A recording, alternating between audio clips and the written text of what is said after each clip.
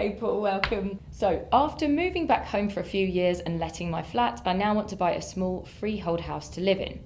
My tenant doesn't want to move, but I'm finding it impossible to sell to an investor in the current market.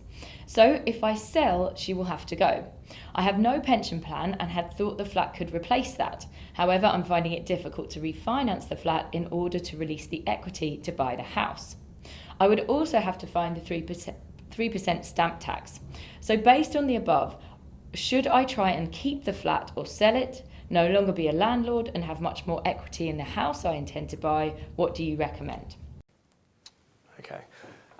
The answer is obviously dependent on various sort of variables which aren't really in the question, but it seems that, well, they're struggling to sell.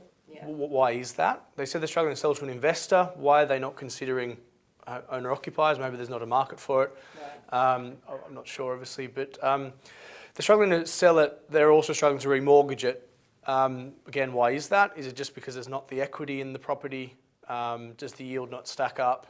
There could be various reasons for that as well.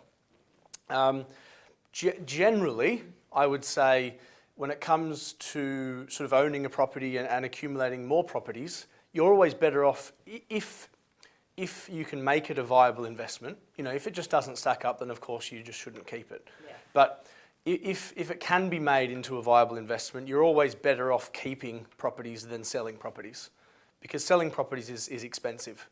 You know, there's lots of costs to both buying and selling property. So if they could acquire the new home and keep the existing property and make it a viable investment, then it's generally better to keep it. Yeah.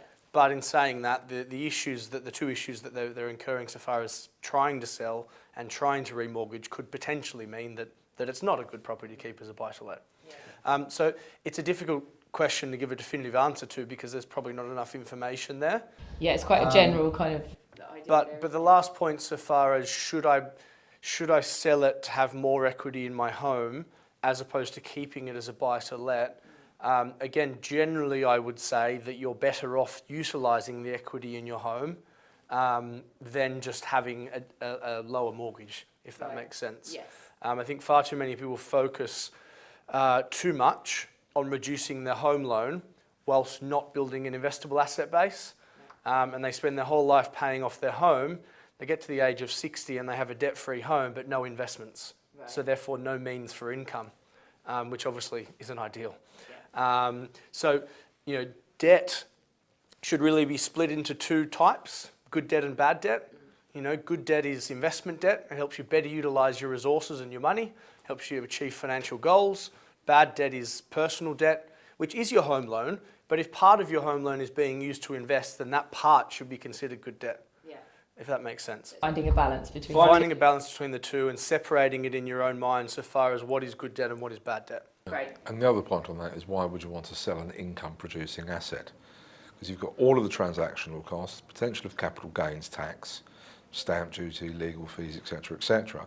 So any investment you now buy to replace that, not only has got to give you a better return, but somehow it's got to make up for all of the transactional cost.